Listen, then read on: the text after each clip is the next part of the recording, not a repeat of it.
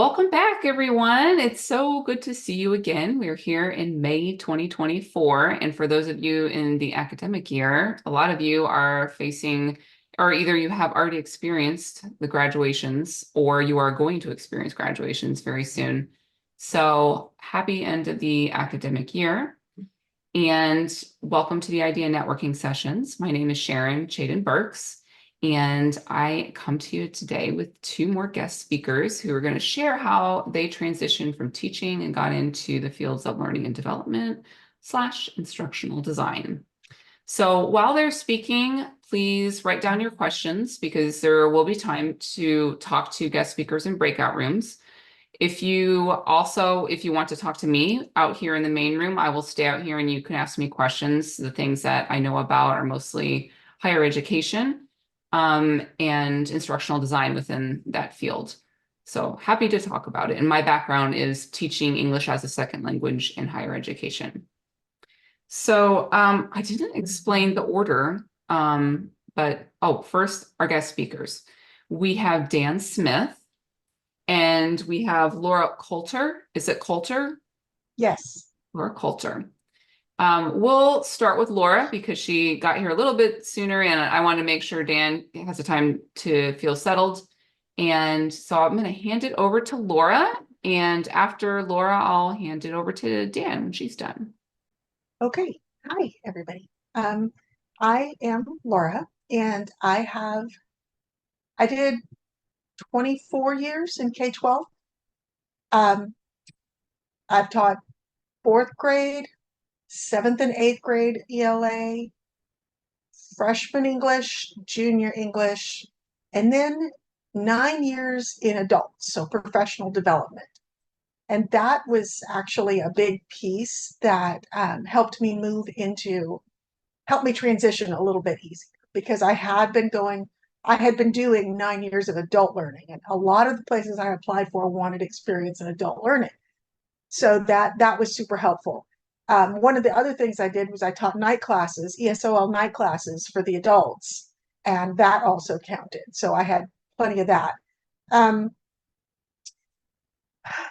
get out of education, sometimes we get really desperate to get out and try all sorts of things.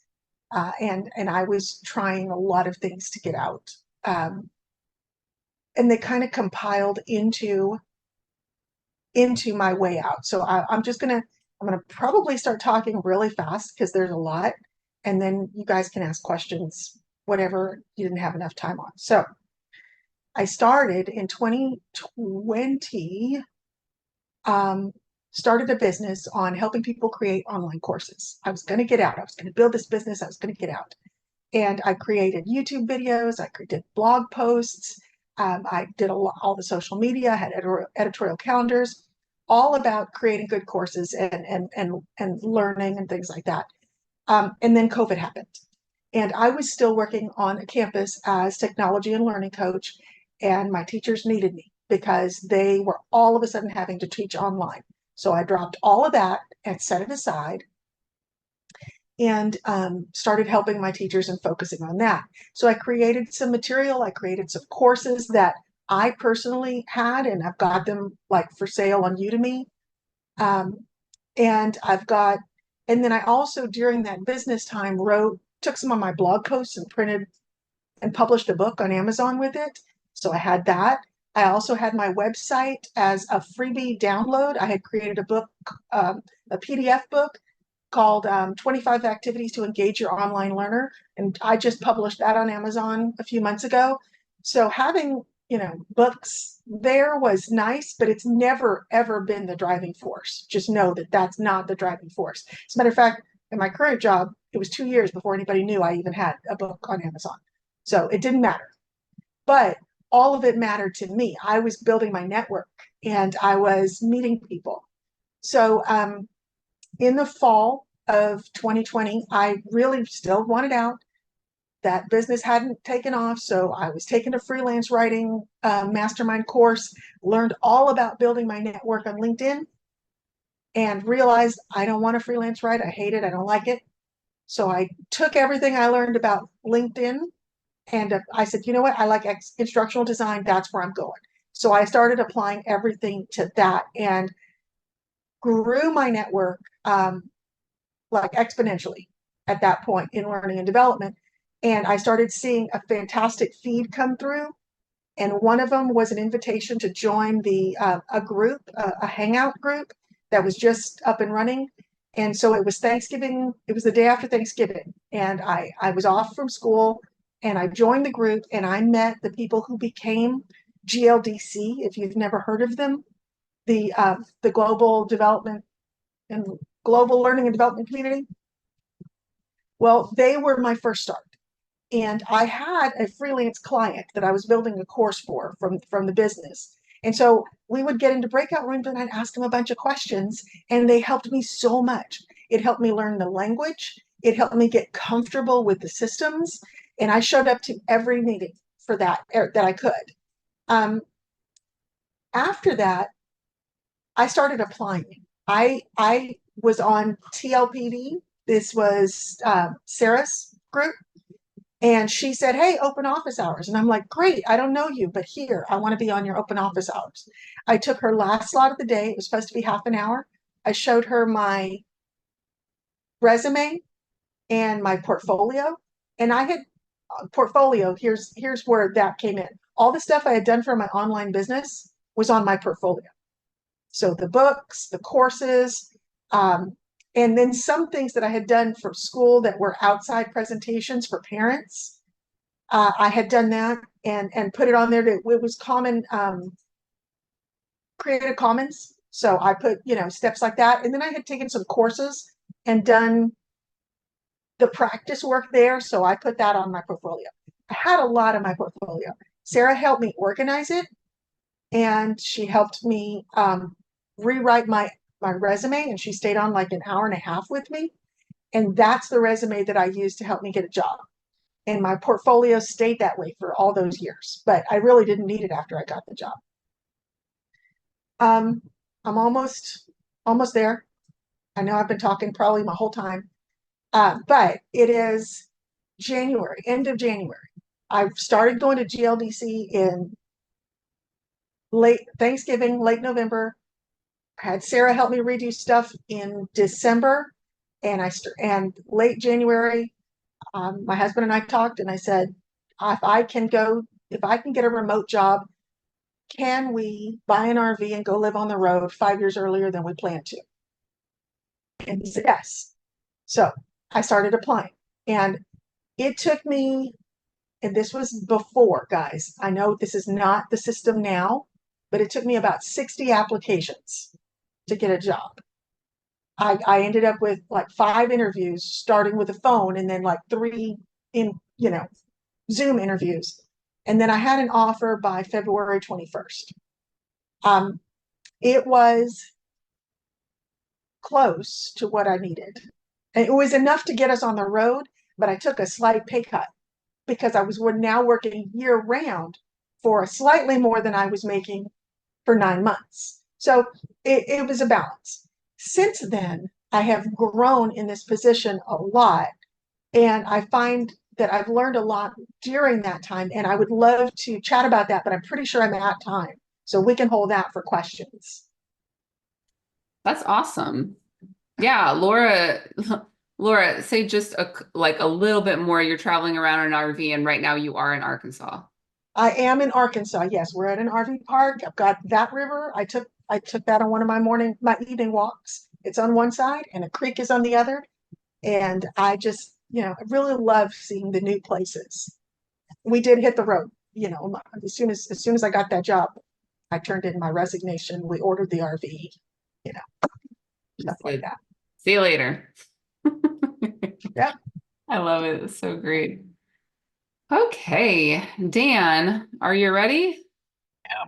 Okay, it's all you. So I'll start with my background. I I grew up in Las Vegas, and my mom was a teacher, my dad was a photographer, and I never wanted to be a teacher because I saw what my mom had to do, and for some reason I ended up being a teacher. And I mean, I can go into that huge journey, but what happened, I really loved languages.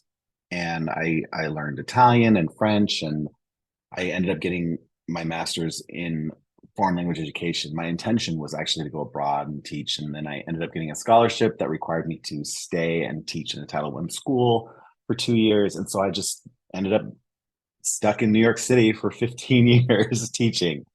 And but I taught a lot of stuff. I ended up actually getting I initially got a certification in Italian and TESOL. Then I ended up getting my ELA at special ed and literacy specialty licenses because I'm insane and I just got way too many licenses. And but really because of my focus was language. I just love teaching language, but I also loved teaching things that I was passionate about. I mean, you can see my background. I love Spider-Man. I'm huge comic book fan, and I love movies. And so I basically taught language using film. I taught literacy using graphic novels. And it was kind of my passion. And I think that's where my sort of passion for design came into play. I recognize how important the visual is in literacy as just as much as words on a page. And I also recognized how much students love visual things. And so it was this sort of journey that I went through in terms of just my own interests and what I was teaching that led me to where I needed to get out of teaching because it was becoming toxic for me. And so in about 2015, I went to get a second master's degree in cinema studies to get out of education altogether. I was like, I'm just going to see what that takes me.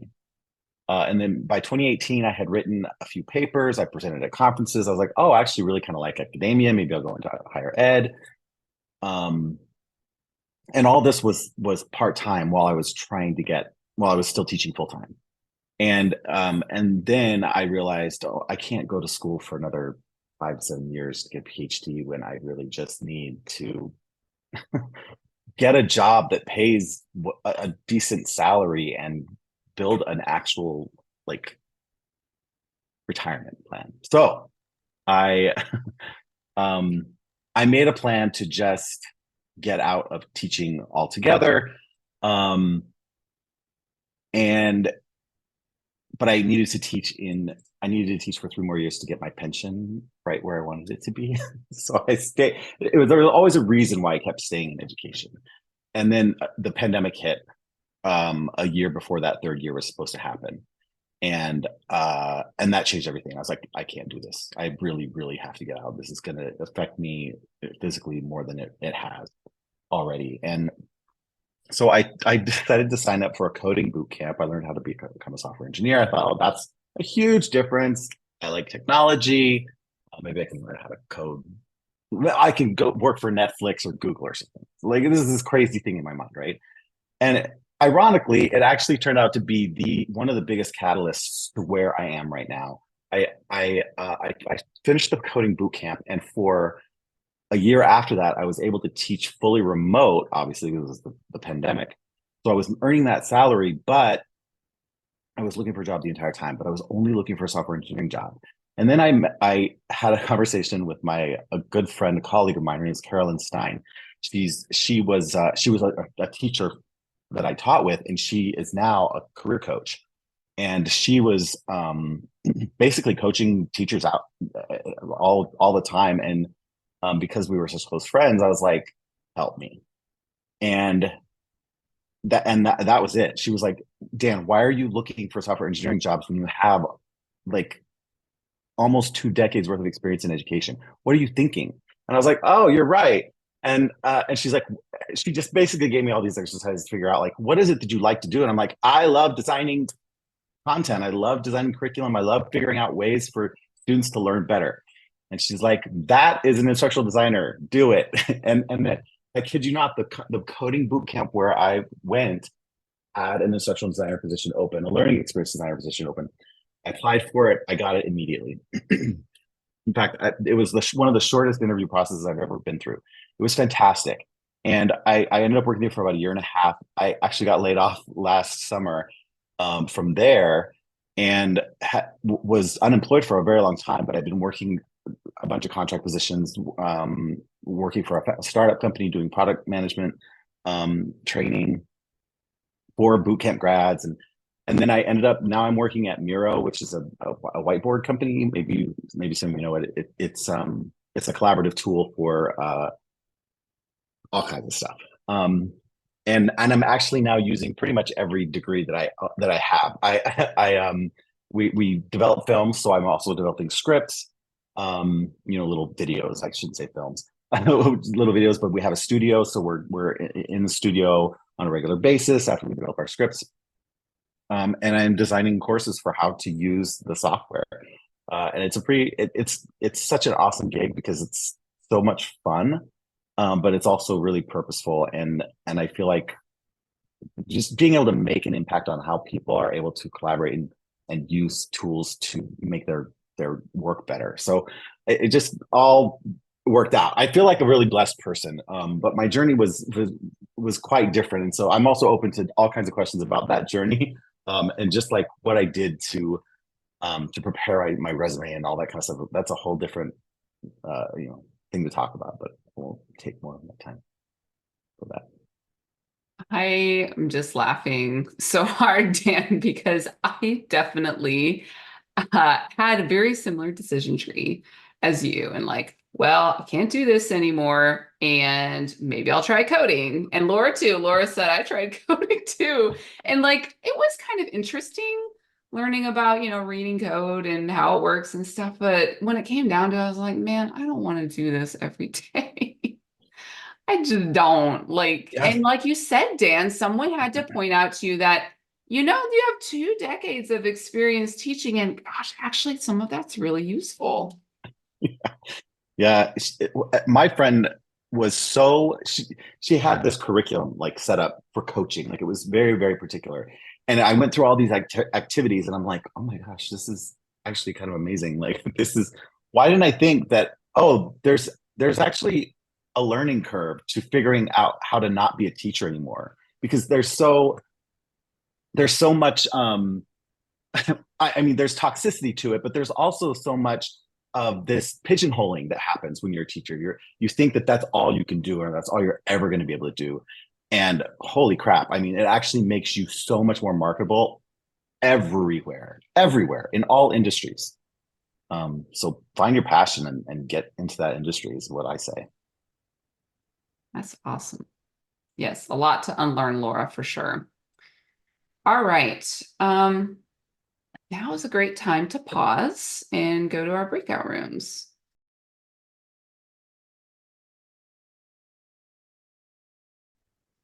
Welcome back, everyone. Before we get going on our whole group Q&A, I need to remind you that we have our next session on Tuesday, June 4th from 7 to 8 p.m. Eastern. And I put in the chat a link if you would like to go ahead and register now and get it on your calendar. I also put in the chat a link to feedback for the session if you want to share your feedback, how you are enjoying the session. I want to take just maybe a couple minutes if we have anyone who wants to share anything that they have to celebrate. I'll leave some space here if anyone has some exciting news. Thank you for coming, Erica. Anything to celebrate / any tips to share with the group that you think would be helpful? Piggyback on Laura's comment about sending notes. I've found that you can max out on notes. So Laura, you won't have a note from me because I maxed out. But I think it's like 5 or 6 if you're not on the premium LinkedIn. Oh Lord. You're using InMails. Don't use InMails. Oh. InMails is a max. Go in to and not on your phone, but in LinkedIn, when you're choosing to connect, there is a personalized connect or something, personalized note, invitation section. I'm going to do it. Click that. Okay, do that for us. Click Yeah. that, and it gives you 200 and whatever characters to do it with. So we're going to click on not message. So more, and then connect. there is we were already connected. So there is a Who am I not connected with on here? Brittany, am I connected with you? No? Okay, Brittany's a good one. All right, so now we're on Brittany, and I'm going to go to more. And And there is, click that. Let's see what happens. Looks like it's changed. Add a note. There it is. so this is what we want to do. Yep. So if you click add a note, you get 200 characters, and I would have some pre-made ones that I would It copy and says right paste. here, 5 personalized invitations remaining for this month. Oh, That's what I was trying to get at. no. Yeah. okay. That's new. Yeah. Because I was Sure. sending Yeah. so many notes before, and then it said you capped out at 5. And I was like, how am I supposed to make new connections with people Do you get, if I can't send them notes as to darn why I want it. to connect with them? That's awful. I know. I'm sorry to know that. Now there used to be a cap of like 20 a day, or you could send 20 invitations a day, or 30 or maybe 100 invitations a day before you get kicked off. I think I was sending 20 a day, but Mhm. all of them had notes. So this was, Yeah. yes, before that. Well, thank you. Boo. At least we know we have the information. Uh-huh. And by the way, while we're on the topic of LinkedIn profiles, do feel free to put your link to your profile in the chat so people can just easily click on that and press connect without a note. And we'll just know if you're live on LinkedIn, you'd be like, oh, I know that's the person in the session.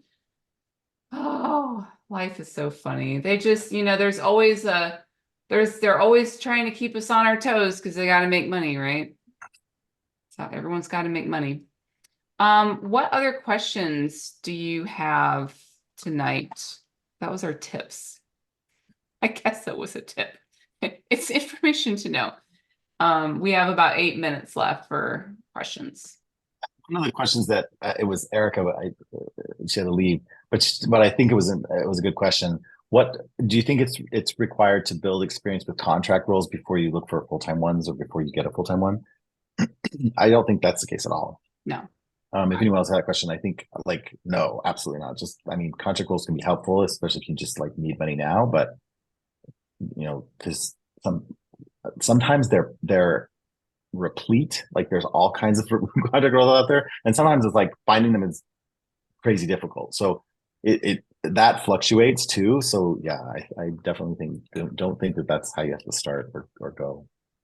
Or if no questions, are there things that, oh, Brittany, I'm ready. I just was curious, what is the typical life cycle of in our breakout group, we talked a little bit about, some of the different projects that Laura has worked on. And I feel like I've had a few interviews and have not had a good grasp on the duration or the life cycle or expected life cycle of a project, a learning experience that they may want to implement. And I feel like that's been something that's been challenging to maybe answer. So maybe some feedback on that would be helpful.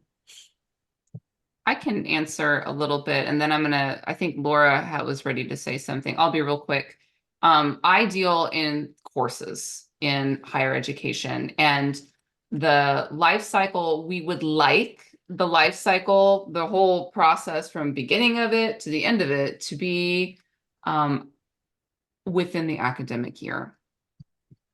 We would actually, if everyone just did what they needed to do and kept the ball rolling, it could be done in 3 months. But as life happens, and very often, like 80% of the time, it takes 2 or 3 times longer than that. Sometimes it takes like a couple years. But our courses move on a revision schedule of needing to be revised every 3 to 5 years. So we do that constantly so that we have up-to-date courses. Laura, do you want to take over after that? The original question was about answering that life cycle question, but I also wanted to throw in one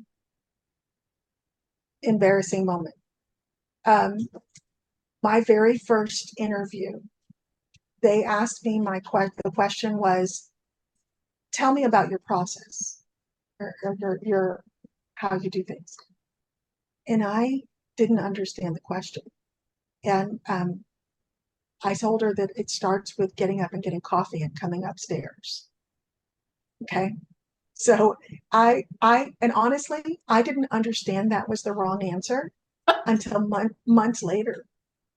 I was listening, we were doing like teacher networking things, and somebody was like talking about their process, and this is what and it just clung. I just bright light. Oh my God, I did that. Oh, And well, I was, yeah, it was a funny story. So the best thing about it is that first interview was a great learning experience, and I got better with everyone.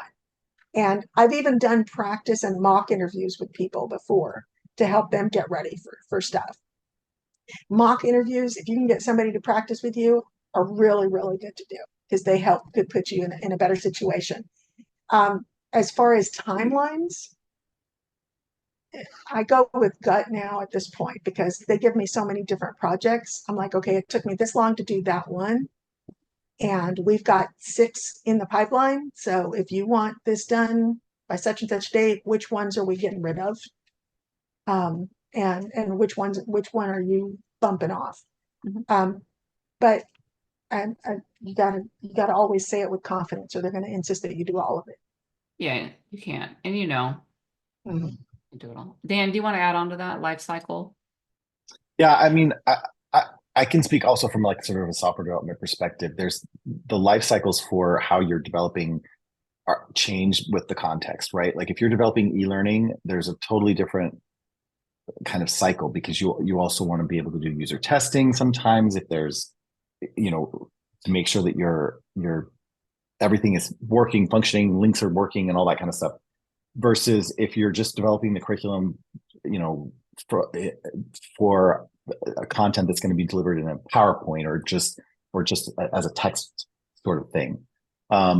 Also, there's the process. So determining how long that's going to take is subjective. It really is, and I agree, Laura. It's kind of like I have that intuition. Like when you're a teacher and you know that you have 45 minutes to teach class, and somehow after teaching for so long, you're so good at doing everything in 45 minutes that you don't have to look at a clock anymore. Like it's kind of that kind of process where like once you do it enough, you can sort of get it. But I think understanding also how much of the process needs to happen. Like, are you going to be working with subject matter experts in developing some of the curriculum? That's going to take a whole set of different timelines and timeframes because how many subject matter experts? Is it just one or is it a group of them? Coordinating that and managing that is a whole different process, procedure, and time frame. So there's a lot of things involved in it. Very true. It always depends. Just like in teaching, it always depends. But when we're teachers, we're kind of taught to rely on ourselves and get it all done ourselves. But in this job, usually you are so reliant on other people to also do their jobs, which kind of slows the process down. Yeah. And I would say it's the magic of being able to work collaboratively and not have to do everything yourself, but it's also the crutch in a sense, because as teachers, we oftentimes say, oh, I'll just do it myself because I know I can get it done. And that is pretty much the best way to burn out, which is why teachers burn out. So that's I definitely agree with you. That's something that that needs to be in your mind or considered. It's also a help to know that there are dependencies, because if you can't get something done, you're blocked because the dependency didn't have something that you needed. And therefore, the focus is no longer on you. The focus is back on your dependency. And they're like, okay, well, why didn't you get that to me? Like, okay, as soon as you get it to me, I can adjust. Yeah. But that dependency was a term that has reared its head this year alone. Is like, okay, now I need to understand. I can't do it unless you do this. Yeah. They can't do this unless I do this. Yeah. So that is all going into our project plans and everything. And like you said before, Laura, that's something that we have to learn when we move from teaching into this job is let people do their jobs, or, remember, encourage people to do their jobs, because you cannot do it all. And sometimes when you do it all, not only do you burn out, but you might do it wrong, might be inaccurate, and then that is super embarrassing. So it's just better to be like, I'm not the expert. I need your expert advice to bring this about. All right, and it is 8 p.m. We have made it to the end here. And I am so grateful that Dan and Laura have shared their time with us. Thank you so much for giving back and sharing your expertise and your encouragement, because you can make the transition. If it's what you want to do, you want to get into this field, it's totally possible. And it always helps when people know your face and be like, oh, I remember that person. They were looking for a job. I wonder if they're still available. So helpful. I hope that you will join us again in June. And until then, enjoy your May. Happy Mother's Day to all you amazing moms who somehow continue to do it all. Have a great night, all. Thank you. Thanks, Sharon. Bye-bye. Have a great one.